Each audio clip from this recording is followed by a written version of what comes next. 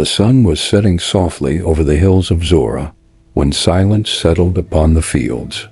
It was in this calm evening that the story of a miracle began, not with thunder, but with divine whisper. In a small, humble home lived Manoah and his wife, people of Israel under the weight of Philistine oppression. They had longed for a child, yet the years had passed, and her womb remained empty. Barrenness was not just a personal sorrow in those days. It was seen as shame, a curse too heavy to carry. Her quiet tears often fell at night, prayers rising like smoke without an answer. But heaven had not been deaf to her cries. What seemed forgotten by man was still remembered by God in eternity. One day, as she moved through the fields, an otherworldly presence drew near. A figure radiant with glory stood before her, clothed not in earthly garments, but with the aura of divine light. She froze, awe swallowing her words, as the stranger's gaze pierced with both tenderness and authority. He spoke, and his voice was not like the voices of men, but like truth itself breaking silence.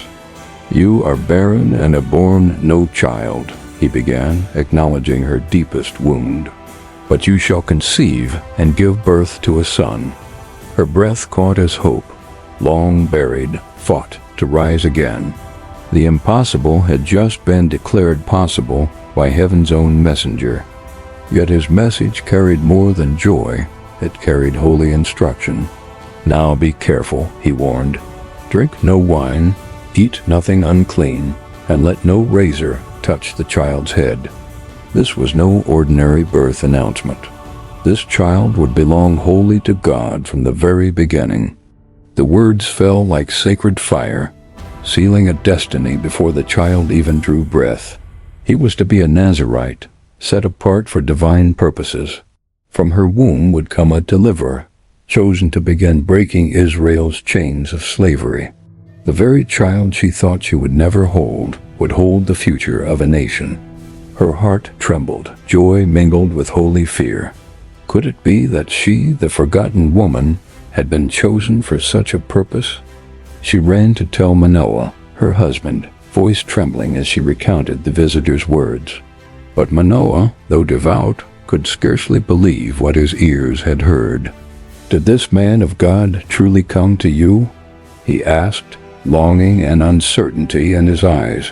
His faith wrestled with the strangeness of such a promise. Manoah prayed earnestly, pleading for the man of God to return and teach them what they must do. He did not dismiss the message.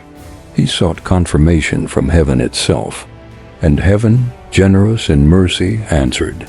The angel appeared again to the woman while she was in the field. She ran swiftly to fetch Manoah, her steps racing with urgency. This time, he too beheld the radiant messenger. What will be the child's rule of life and his work? Manoah asked with a heart both fearful and hopeful. He sought not just his son, but understanding of his purpose. The angel repeated the charge with solemn clarity. The child must never drink wine, never eat unclean food, and his hair must remain untouched by a razor. For this boy's strength would not come from natural means, but from the Spirit of God resting upon him. His consecration was his crown, his vow his covering. Manoah, still overwhelmed, offered to prepare a meal for the visitor, but the angel refused, urging instead for a burnt offering to the Lord. So Manoah built an altar, stones gathered in trembling hands, and laid the sacrifice upon it. As the flames rose, something greater occurred. Before their eyes, the angel of the Lord ascended in the fire of the altar, rising heavenward in a blaze of glory. They fell on their faces, overcome by fear and awe. "Surely we shall die, for we have seen God." Manoah cried, his soul undone by the weight of the encounter. But his wife, steadier in faith, whispered reassurance. "If the Lord had meant to destroy us," she reasoned, "he would not have accepted the offering or shown us these things." Her hope held when his fear faltered. And so they waited, hearts now tuned to promise rather than despair. Days turned into weeks, and her womb, once empty, began to stir with life. Every flutter, every movement inside her reminded her of the angel's words. This was no ordinary child, but a vessel of heaven's power. When the time came, she gave birth to a son, his first cry echoing like prophecy fulfilled. They named him Samson, Sunlight, for he was destined to shine in Israel's darkness. The child grew, and with each passing year, the Spirit of the Lord began to stir him. His strength was no secret. It was the shadow of destiny unfolding. But behind every display of power was a vow, a sacred line that tethered him to God's purpose. His life was never his own. It had been consecrated before his first breath. Samson was not born merely to be admired for his might. He was born to deliver, to rise against oppression, and to remind Israel that God had not forgotten them. The miracle was not only in his birth, but in the God who chose the weakest vessel, the barren woman, to bring forth a giant of faith. What began with silence and tears ended with fire and promise. The story of Samson's beginning was not just the birth of a man, but the unveiling of God's relentless plan. The boy grew beneath the gaze of heaven, his laughter echoing across the hills of Zorah. To his parents, every step was a reminder that this child was born of promise, not chance. From his earliest years, Samson carried a presence that unsettled those around him. There was something more than flesh and bone woven into his being. The Spirit of the Lord began to stir within him, subtle at first, like a breeze before a storm. His hands seemed stronger, his movements quicker, his courage unmatched. Neighbors whispered of his unusual vigor when he lifted stones twice his size. Even as a youth, Samson bore the mark of divine strength. He was not just a child growing into manhood, he was a living prophecy walking among men. His destiny was written long before he ever swung a fist. The land groaned under Philistine oppression, their cruelty pressing upon Israel like chains of iron. But within this young man, God had planted the seed of deliverance. Samson's heart burned when he saw his people mocked and enslaved. Deep within him, a righteous anger smoldered, waiting for its appointed moment. One day he wandered alone into the vineyards of Timnah, when a lion suddenly roared from the shadows. Its teeth glistened, eyes fierce with hunger, as it lunged at him. Without a weapon in his hands, Samson stood his ground. Then the Spirit of the Lord rushed upon him with unstoppable power. His arms became like iron, his grip like chains of fire. He tore the lion apart as though it were no more than a lamb. The earth seemed to tremble at the clash, yet Samson walked away in silence. He told no one of the feat, as though he himself could scarcely believe it. The Philistines soon began to hear whispers of this man of uncanny strength.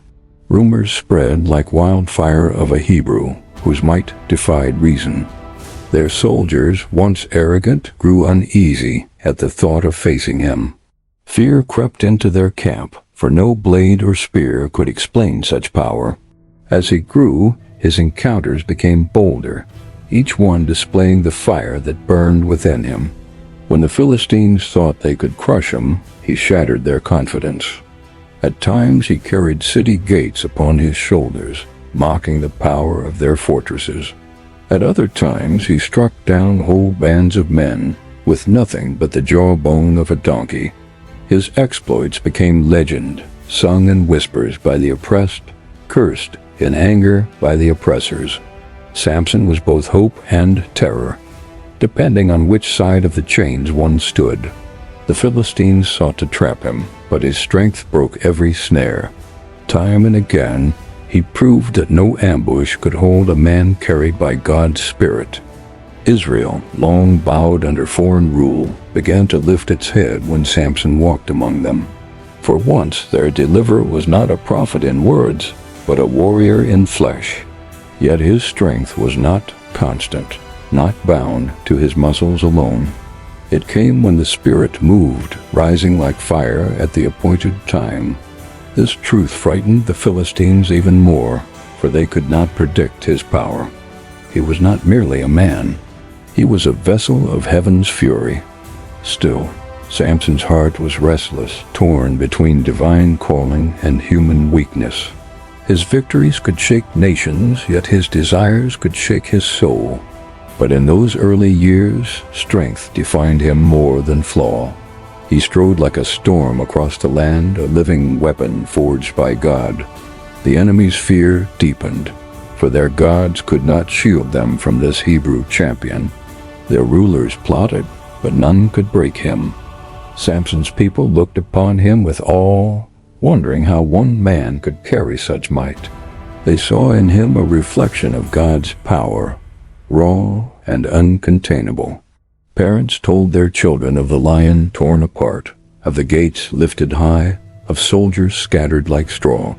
His deeds became stories that stirred both courage and faith.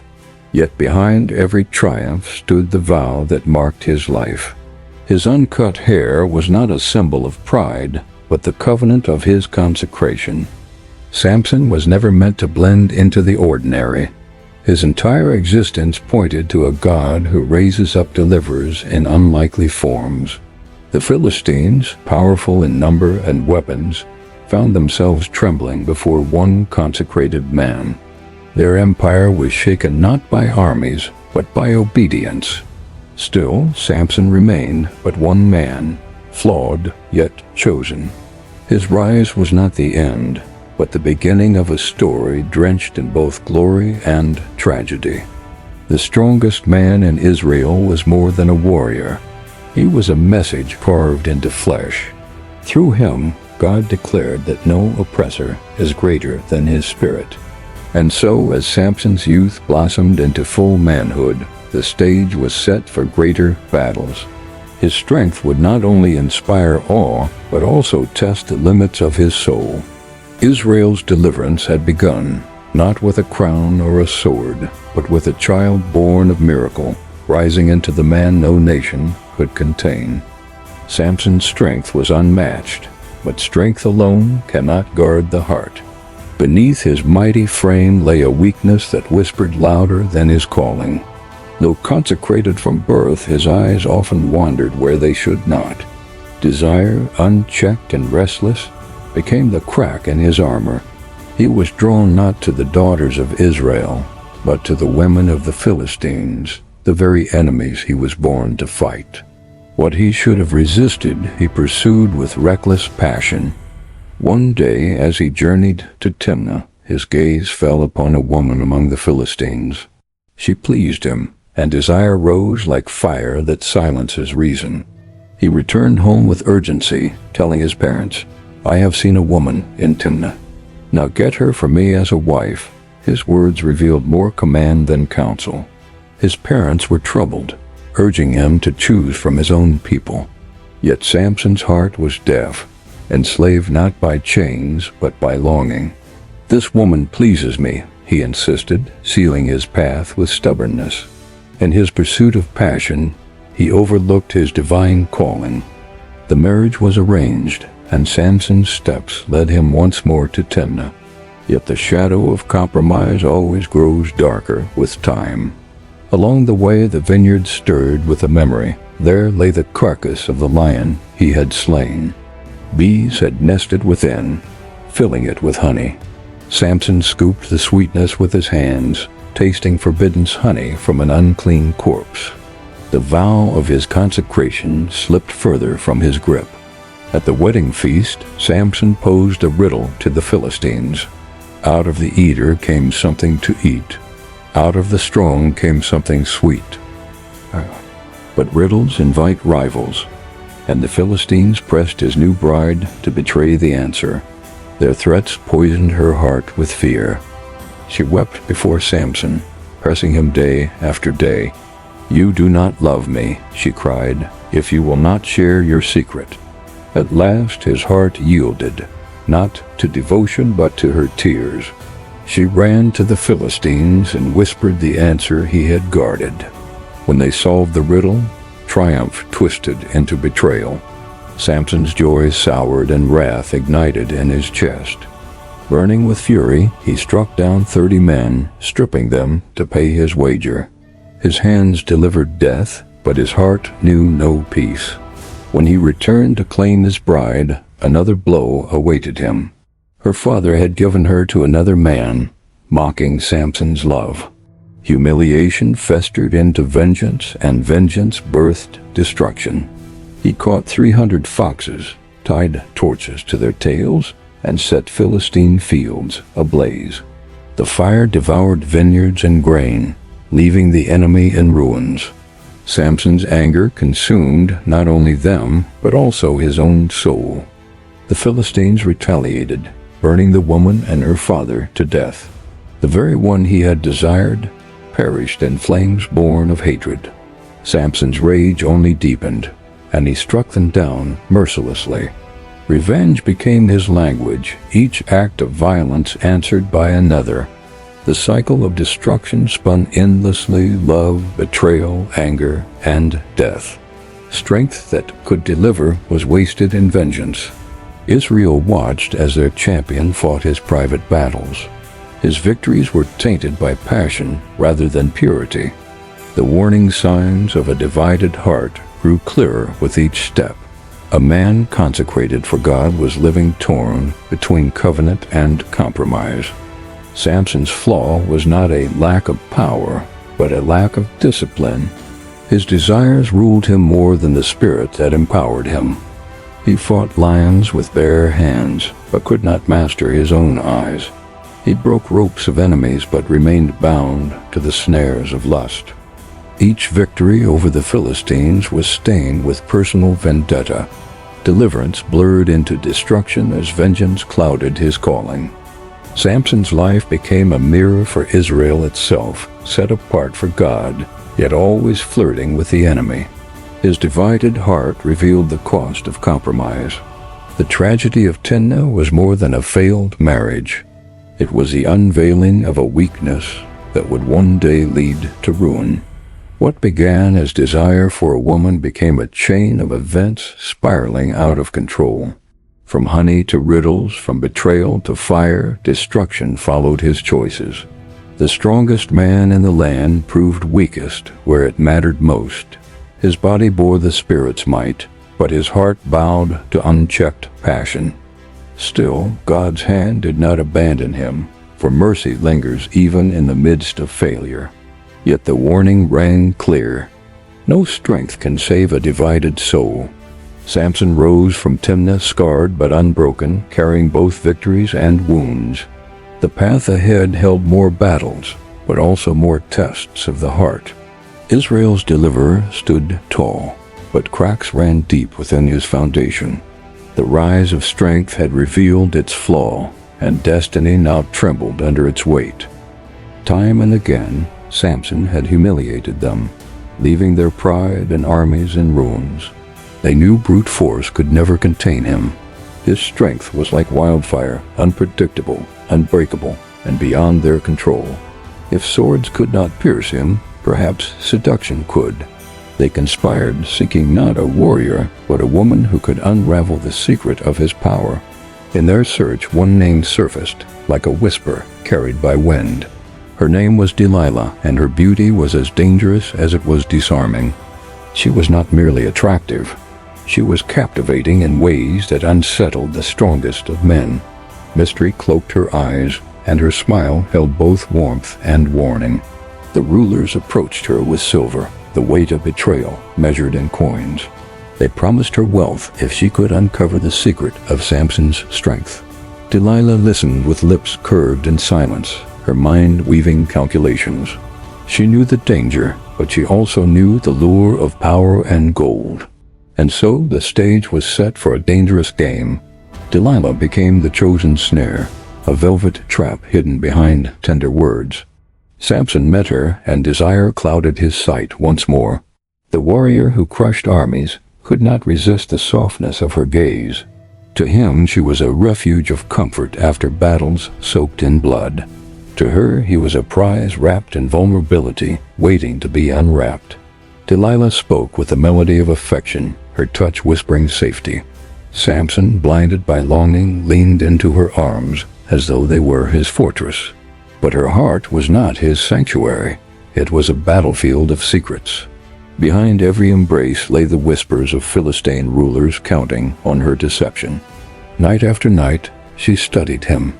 Every laugh, every sigh, every glance became another thread in the net she wove. Her words dripped with curiosity, playful yet piercing. "Tell me, Samson, what makes you so strong?" Samson laughed at first, masking the truth with clever lies. He toyed with her questions, turning her probes into games. But Delilah was patient, her persistence sharper than any blade. Each refusal only fueled her resolve to pry deeper. Her beauty softened his defenses like waves eroding stone. Slowly, Samson's confidence blurred into complacency. The Philistines waited in shadows, eager for her success.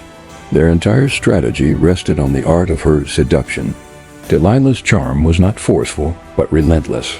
Like a serpent, she wrapped herself around his heart until he mistook her grip for love.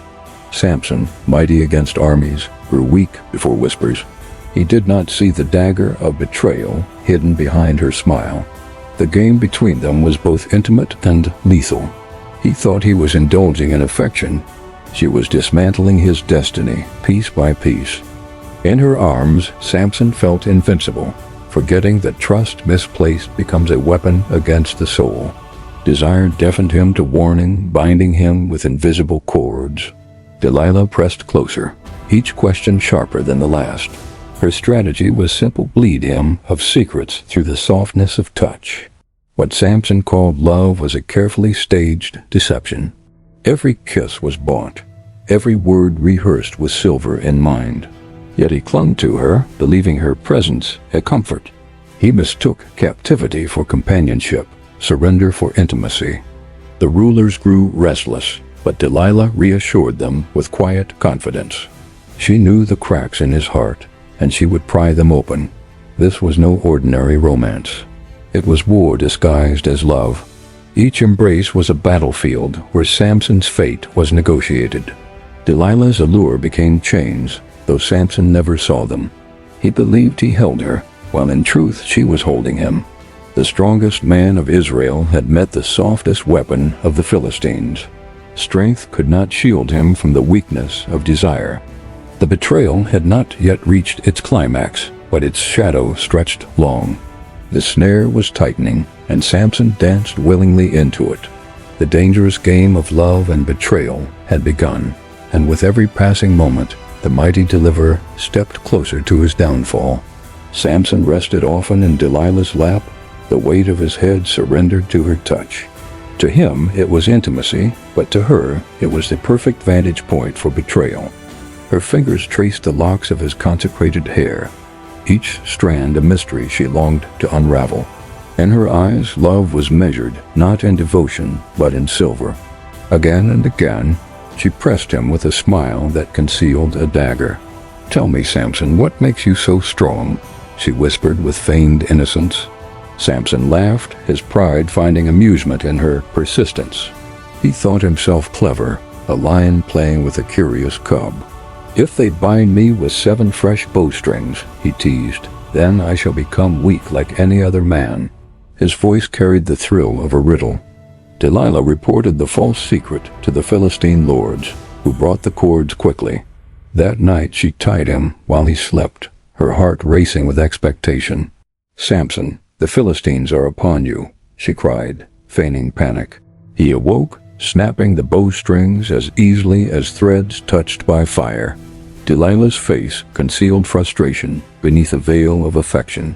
Her lips pouted, her eyes filled with accusation. "You have mocked me, Samson." But she did not relent. Her hunger for the truth only sharpened. Love for her was not enough. She demanded the secret of his soul. Again she asked, and again he offered deception. "Bind me with new ropes never used," he told her with a grin. She obeyed, binding him as he slept, her heart pounding with the nearness of victory. But once more his strength shattered the cords with effortless fury. The Philistines groaned in defeat, their plans unraveling like torn nets. Delilah's beauty had swayed him, but not yet fully conquered him. Yet Samson lingered, still entangled in her arms, blind to the danger he embraced. Each night of deception bound him tighter in ways unseen. Her voice became a constant drip upon his heart, wearing down resistance. "How can you say you love me," she wept, "when your heart is not with me?"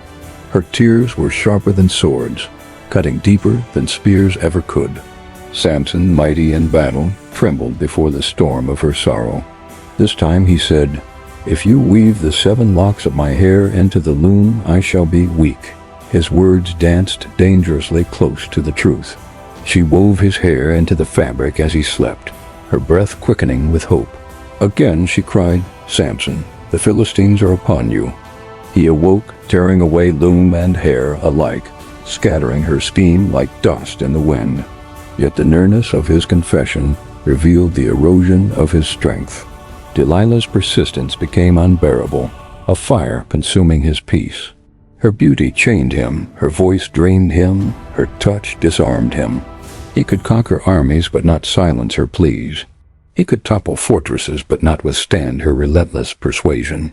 Night after night her words pressed upon his soul like millstones grinding grain.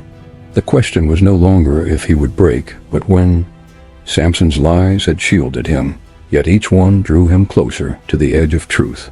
His pride in toying with her had become his snare. Loyalty to his God battled lust for her embrace within him. The tension grew, stretching his heart until it threatened to snap.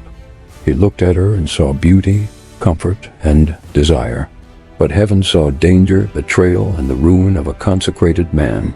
Still he lingered, ignoring the warning echo of his vow. Each embrace brought him closer to a foe he could not foresee.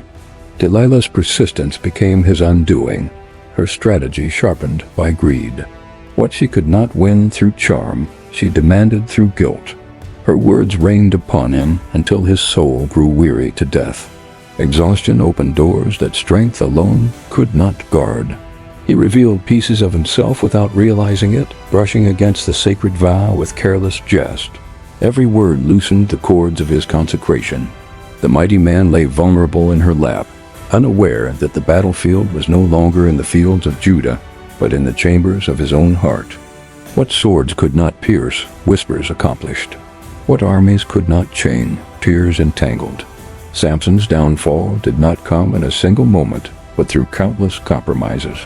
Each playful lie carried him closer to the truth he should have guarded. The tension reached its peak, love twisted by lust, loyalty frayed by deception.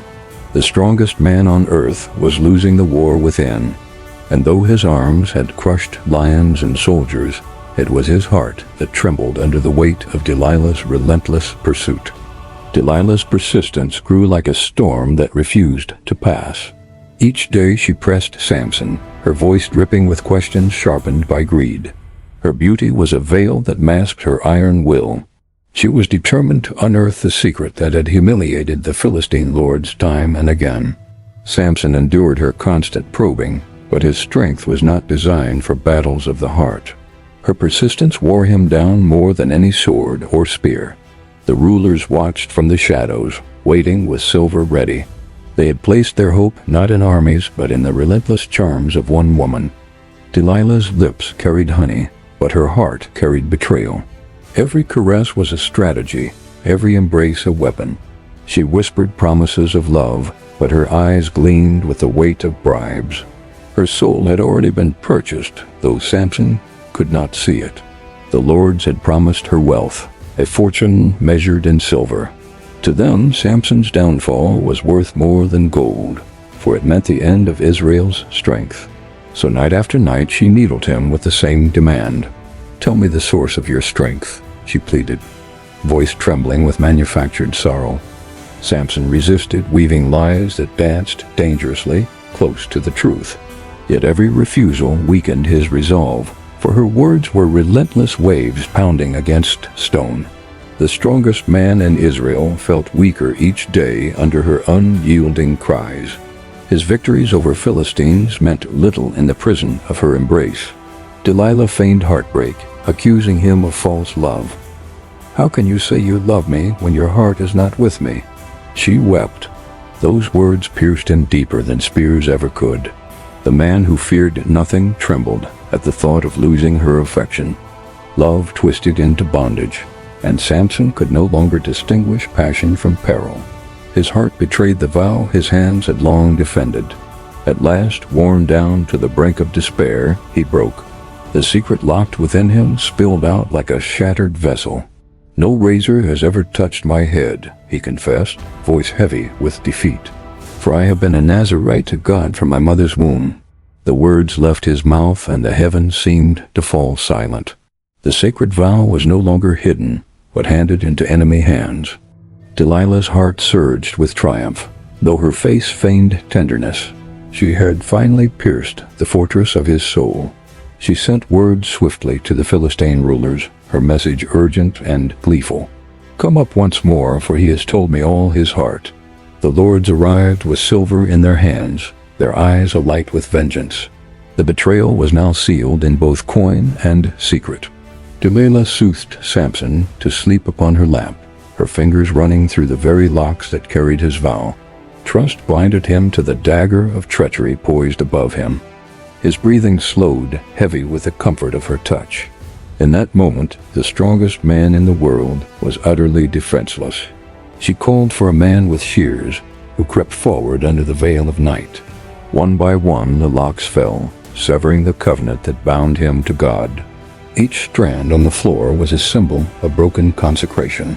The vow made before birth now lay scattered like discarded threads. Delilah's eyes gleamed as she watched the strength depart from him. She knew the spirit had left, though Samson remained unaware. "Samson, the Philistines are upon you," she cried once more, but this time her voice carried the triumph of betrayal. He awoke, but his arms felt hollow, his might gone. He shook himself as before, expecting the surge of divine power. But heaven was silent, for the vow had been severed. The Philistines stormed in, their laughter ringing with cruel delight. The champion of Israel lay powerless before them, betrayed by love and broken by lust. Delilah's lap was no longer a sanctuary, but a snare. The price of betrayal was paid in silver, but its cost would echo in blood. Samson had revealed the secret that was never his to give. His uncut hair had been more than strands, it was the covenant of his God. Strength was never truly in the hair, but in the obedience it represented. In surrendering it, Samson surrendered the covering of heaven. The man once feared as a lion became prey in the hands of his enemies. The betrayal of Delilah had turned might into misery. The rulers smiled as they counted out the silver, each coin clinking like a mockery of love. Samson's heart lay broken, but Delilah's purse lay heavy. Thus ended the secret that once terrified nations. The strongest man alive had been undone not by armies, but by one woman's persistence and the price of betrayal. Samson rested with his head upon Delilah's lap, the woman he trusted more than the covenant he bore. Her hands moved softly through his hair, each stroke lulling him deeper into a false peace. The night was heavy with silence, but within that silence waited betrayal. Samson, the lion slayer and terror of armies, slept like a child in the arms of his deceiver. His mighty locks, untouched since birth, were more than hair, they were the outward sign of a holy vow. To cut them was to sever the bond between man and God. She signaled the hidden servant who crept forward with shears gleaming in the dim light. Each snip echoed like thunder in heaven, though Samson did not stir. One lock fell, then another, until the ground was littered with broken strands of destiny. With each cut, the covenant unraveled, and the spirit withdrew. The strength that once split lions and toppled gates seeped away in silence. Samson's chest rose and fell, unaware that his very soul had been stripped. Delilah's eyes glittered as she held the fallen locks in her hands. They were not hair to her, but the spoils of betrayal. At last she cried out with a voice of false urgency, "Samson, the Philistines are upon you." He awoke as before, ready to shake himself free. But when he reached for strength, nothing answered. The power he once thought invincible had departed. His arms were heavy, his body weak, his spirit hollow. The Philistines stormed in with weapons drawn and laughter loud. For the first time, their enemy stood before them, powerless. Samson staggered like a drunken man, bewildered by his sudden emptiness. He had mistaken covenant for invincibility and found himself undone. The soldiers seized him with ease, chains clinking as they bound the wrists that once shattered bonds. The champion of Israel was now their captive.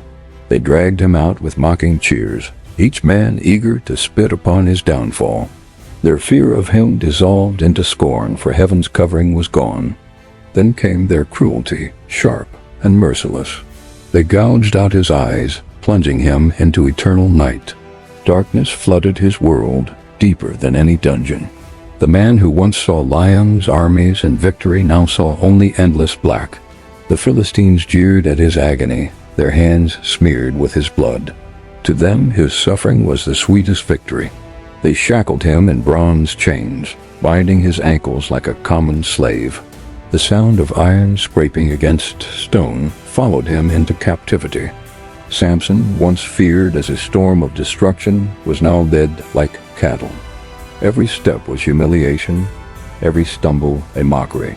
They forced him into Gaza, the very city where he once carried off their gates. Now he entered not as conqueror, but as spoil. The crowd gathered, roaring with laughter and delight. The mighty warrior was paraded as entertainment for the people he once struck with terror. In their temple they offered sacrifices to Dagon, their false god. They proclaimed, "Our God has delivered our enemy into our hands." The air was thick with incense and mockery. Samson was made to bow before idols, his blind eyes unable to see, but his heart pierced with shame. Stripped of sight, strength, and dignity, he ground grain like an ox in the prison. The champion of Israel was reduced to a beast of burden. Every turn of the millstone was a bitter reminder of betrayal. His life that once shook nations now circled endlessly in chains. Yet in his weakness, Samson began to see what his eyes could not. His blindness opened the door for reflection, for humility, for brokenness before God. The humiliation that men celebrated became the crucible of repentance. His fall was great, but in his fall lay the seed of a greater rising. The Philistines thought they had destroyed him forever. They did not know that heaven still watched, and God's purposes had not ended. Samson's strength was gone, but his story was not finished. The locks upon his head, symbol of his covenant, began to grow again. Each strand whispered of mercy, of a God who restores even the broken. In chains and blindness, Samson was being remade. The fall of the mighty was not the end, but the turning of a page. Though mocked by men, Samson was not abandoned by his God. In the silence of prison, with grinding stone and heavy chains, a new resolve began to stir. Samson's hands were weak, but his heart began to remember the one who had chosen him. Thus the mighty fell, not by sword or spear, but by betrayal, blindness, and sin. Yet even in ashes, the God of Israel was not done with him. Samson sat in the suffocating dark, his eyes gouged out, his chains rattling with every weary step. The man once hailed as Israel's strength was now reduced to a grinding ox in a Philistine prison. The silence of heaven pressed upon him like a weight too heavy to bear. Once he had felt the Spirit rushing upon him, now there was only emptiness. He remembered the roar of lions he once tore apart, the cries of enemies he once scattered. Those memories now mocked him, reminders of what was lost. The God who had chosen him seemed distant, withdrawn, hidden behind silence. Samson wondered if his vow broken meant forgiveness was forever out of reach. The temple of Dagon rang with laughter as priests celebrated their victory, their voices carried into his prison, sharp reminders of Israel's shame. Every day Samson turned the grinding stone, a cruel rhythm that marked his fall. The warrior's hands that once shattered weapons now blistered against rough handles. The Israelites heard of his downfall, but raised no cry of rescue. Their deliverer had become their disgrace, their hope now a warning. Delilah, whose beauty had undone him, was nowhere to be found. The woman who sold his secret for silver vanished into the shadows of history. Her absence cut deeper than her betrayal, for she had abandoned even the wreckage she created. Samson was left alone with his chains and regret. The silence of God was more painful than the laughter of his captors. It was the silence of judgment, of lessons carved into the soul. Samson's pride had carried him far, but pride could not carry him into prison. Here humility grew in the soil of humiliation. As he walked in darkness, he began to see with new sight. What his eyes had missed, his spirit now began to understand. The grinding stone became his teacher, turning not only grain but his heart.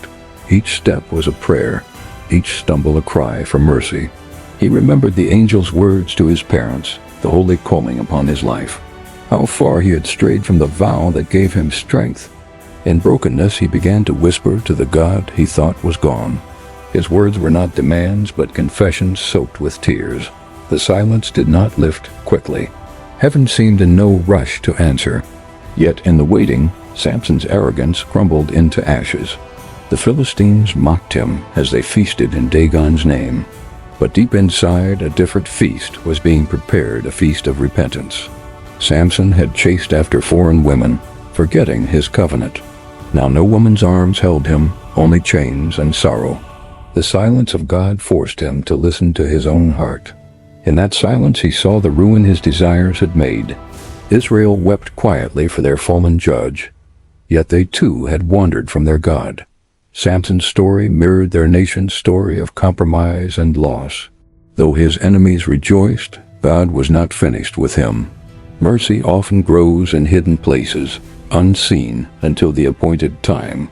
Samson's hair began to grow again, silent testimony to a covenant not fully erased. Each strand was a reminder that God restores even the broken. The grinding of grain became the music of his repentance. The prison became the altar where he learned surrender. He did not yet know how God would use him again, but he sensed that his story was not ended in chains. The silence of God was not abandonment, but discipline. In that silence, Samson was being reshaped for one last purpose. His enemies thought the silence meant victory. They mistook delay for defeat. Samson began to pray with a new voice, not the proud warrior, but the humbled servant. His prayers no longer demanded power, but sought God himself. The silence broke not with thunder, but with hope growing in secret. God was listening even when Samson could not feel it. The fall of the mighty had become the school of grace. The blind prisoner was learning to see what his eyes never could.